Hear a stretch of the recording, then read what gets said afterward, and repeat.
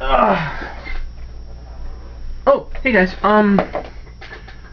the Geek again, and sorry, I'm a little exhausted. I just got done with SpringCon this weekend. It's a little convention in Minnesota at the state fairgrounds. It's nothing big, honestly. To me, it feels like a giant garage sale for nerds with some con elements sprinkled in. There are artist booths and the occasional panel, but I usually go there for buying stuff. And I found some of these here, or there. It's already been opened, obviously. The World of Nintendo stuff. Where I know it had a name here. Here we are.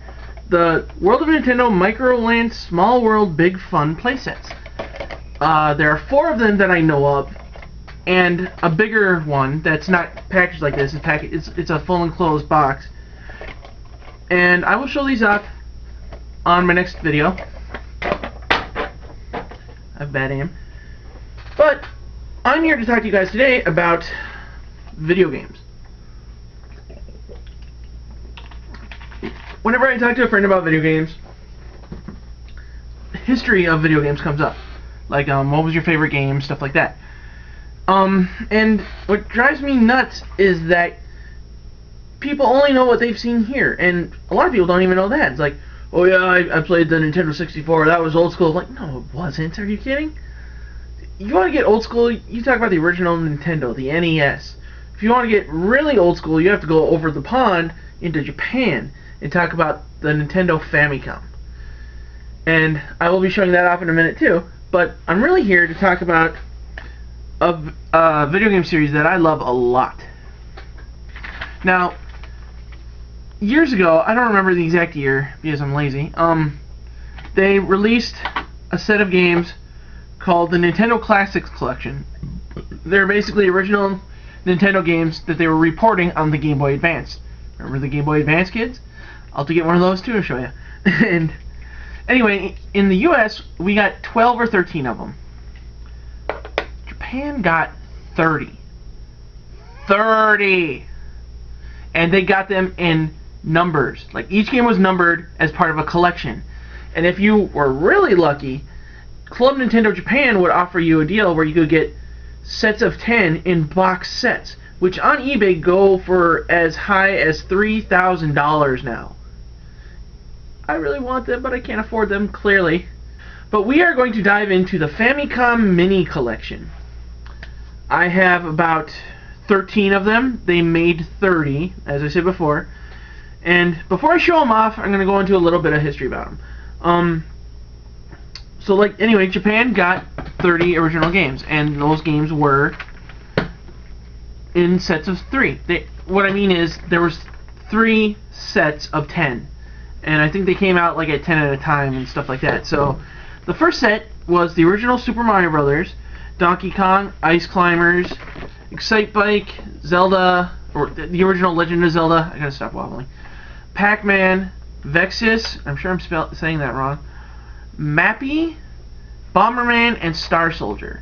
Now, granted, some of these games were only released in Japan, so we weren't going to get them here for the Nintendo Classics anyway. But there were a lot of games we could have gotten here that we didn't.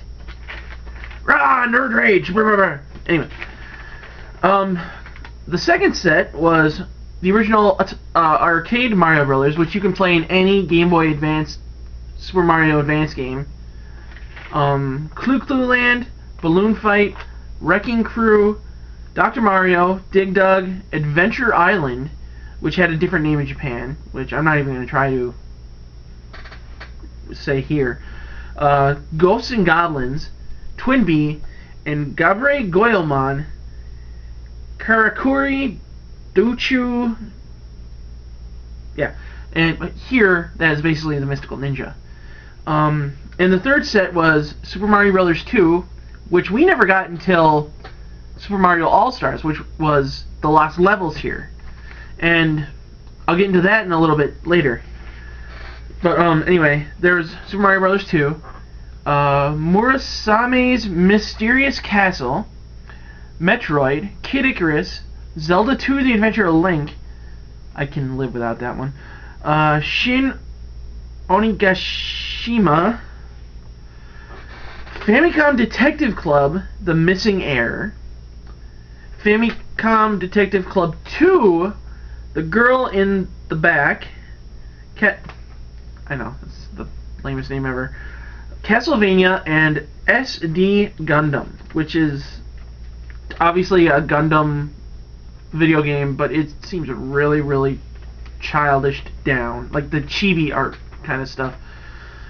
Anyway, so that's 30 games, and before we go into showing off the actual game stuff, like I said, I have about 13 of the 30, and what I wanted to get into before I actually showed them off is the history a little bit of Super Mario Bros. 2, because a lot of people don't even know that, believe that or not.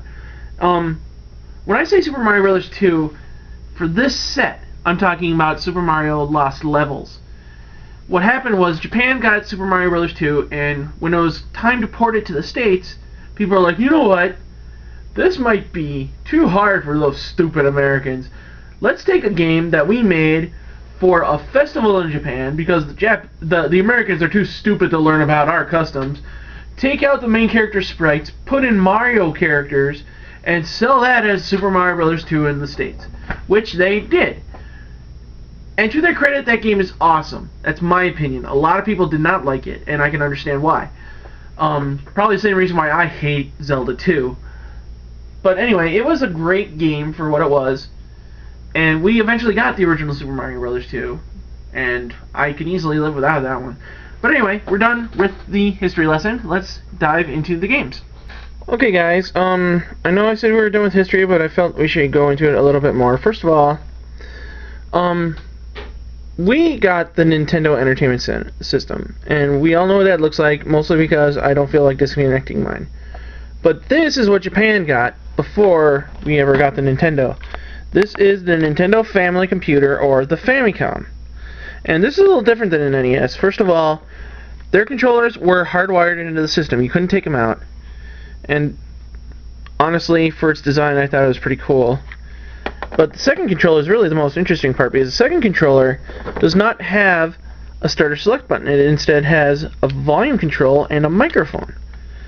Now, the microphone actually was built into some of the games at the time. Like, you had to use the microphone to kill an enemy in Legend of Zelda and stuff like that. And it has this little dust cover, which I kind of like. And when you had to put a game in, you put it in, obviously. But when you had to take it out, you push this up. Just like the Super Nintendo system, this thing will push the game out for you. And then we got the power switch and the reset. And then there was an add-on called the Famicom Disk System that would plug into this to play some games better than others, and I don't have that, so I can't show that to you. Okay, we are back, so let's finally get some of this done. This is what we got for the classic Nintendo series. This was The Legend of Zelda for the original NES, and the only difference is that it's been ported to the Game Boy Advance. Now, you can tell by looking at another regular Game Boy Advance game that the shading on this is a little bit lighter. That's to coincide with the coloring of the original NES carts. A cartridge for the NES was this color, so we're getting into that. Anyway, this was Zelda for the Game Boy Advance from America, and this was Japan's version. You can tell right away there's different coloring, not to mention different artwork. These were the first ones for the Famicom Mini collection. These are red and white, obviously, to match the colors of the Famicom system. So, there's that. So now, let's actually get into the games. Well, even before that, we got to get into the packaging. This is what the packaging looked like. And if you can't tell, this one is a little bit different than other Famicom games. And I know you probably can't tell from here, but let's get a little closer. This is the original Super Mario Bros. For the Famicom Mini collection. The artwork has a symbol for the 20th anniversary logo, and a little bit of a scene here. There's a Goomba, Koopa, Mario, and a mushroom. A regular cart packaging has this stuff on here. And this was obviously to coincide with the Super Mario Brothers 20th anniversary. Or at least the 20th anniversary of Mario. So anyway, we got into that. Now let's get into a little bit more of a casing deal. First we're going to open this thing up. And I'll show you how to do that. Well, if you don't know how to open a box, I'm worried for you. But the first core of the packaging is the little plastic shell. And I love this idea so much. So anyway, we got the little plastic shell. We're done with that. And this was obviously what's inside it. And what's in here is two boxes. The little box inside the bigger box. And we'll get to this in a moment. But first, let's open this. Inside you have a little piece of cardboard to hold things together. And then a big old folding sheet which makes up the instructions. And I'm not even going to bother folding all that up. I'll put all this back so I don't lose it. And then we have this stuff in the back of the bigger box, which has 3 screenshots. And this one I think is different too. Yep, this is different too. And here's how.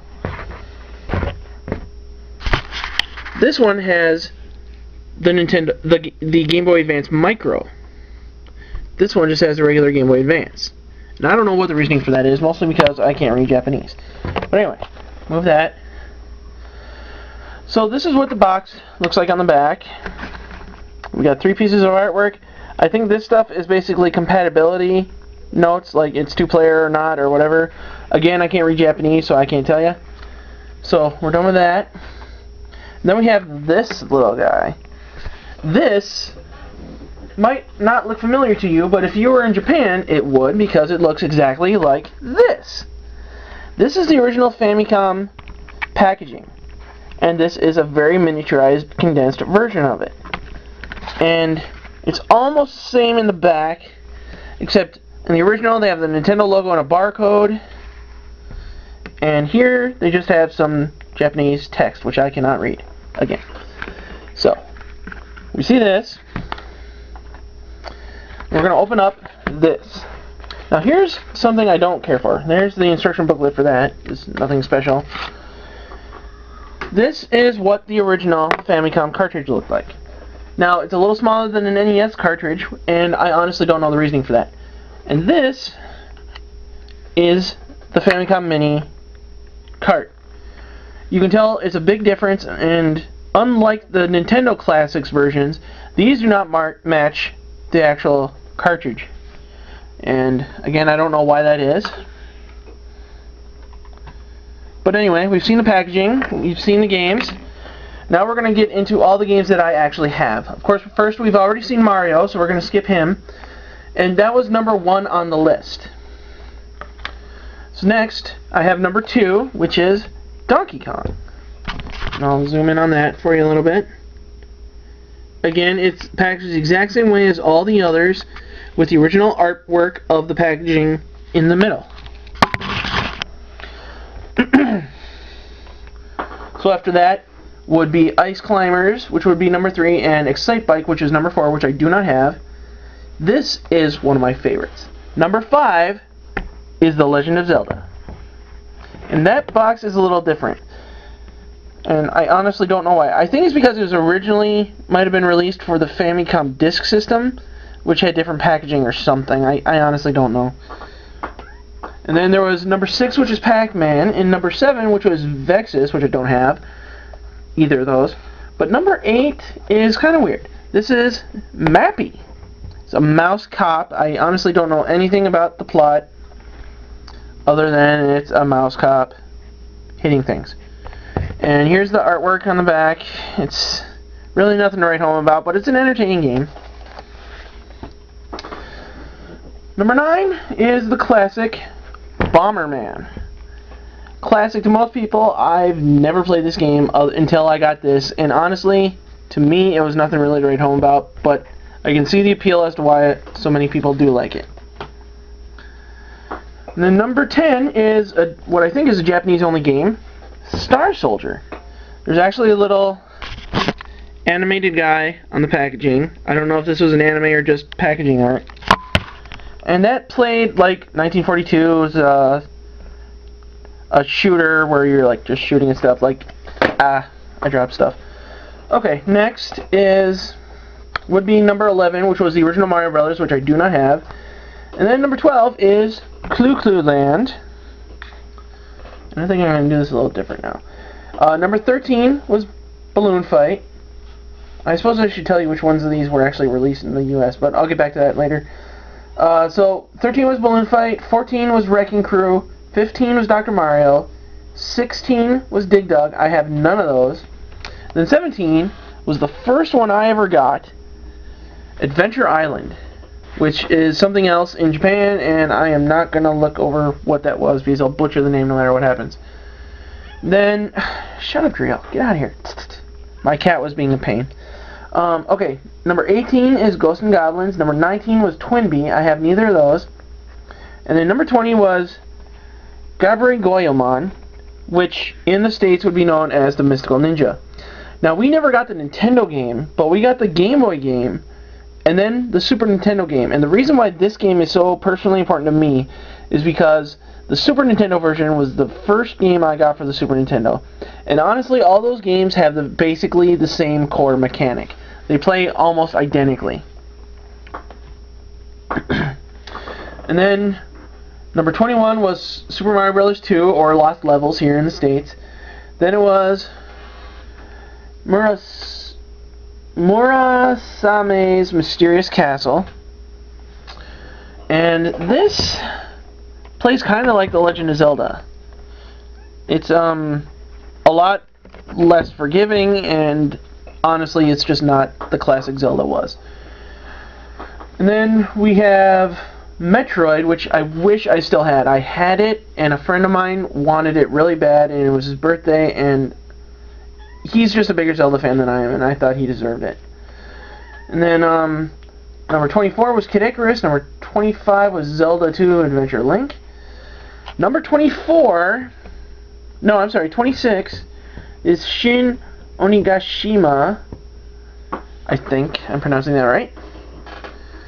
And number 27 is Famicom Detective Club, The Missing Heir. This is a text-based video game, which means I can't play it at all because it's in Japanese text. And something I should point out, did I miss it on the first ones? Yeah. I missed it on these three, I think. If you notice, I'll just point it out. There's a little guy here, and my camera will not show it to you very well, who was the logo for the Famicom Disk System. I think his name was Diskin. But if you can tell, all these game packages have the little Nintendo yellow lettering on it. That's because these were packaged as Famicom Disk games, and that packaging showed this, which was on the actual disc at the time. So, next was Famicom Detective Club 2, Girl in the Back, which I don't have, clearly. Then there was Castlevania, and then number 3 is SD Gundam. This is the goofiest game I've ever tried to play. It feels more like a flight simulator game. I've never been able to get anywhere in it. Honestly, if you're getting these games just to play them, skip this one, unless you're hardcore into Japanese stuff. So, one other thing I feel I should point out, the first two games, let's grab Mappy here, look like this. That looks good right there. Games 21 through 30 looked like this. Now, these were the coloring of the Famicom system. I'm having a bad day. And these ones are actually colored after the discs you would get for a Famicom disc game. So why they couldn't color these like these, I don't know. It would have made more sense to me, honestly, but at the same time, I love the Famicom coloring. But I honestly think that's only because I never had a Famicom growing up, so seeing the colors of the Famicom really just bring a joy to me. I love these things. They cheer me up so much just knowing they exist and that I'm able to get them, but they're more expensive than they should be. I've seen them go for as much as $60, and that's really rough. But if you can afford them, some of them aren't that expensive, and they are fun to pick up. And if you remember the originals and you can get by a little bit of a language gap, it is a ton of fun. So this is the Geek saying, see you next time. Good journey.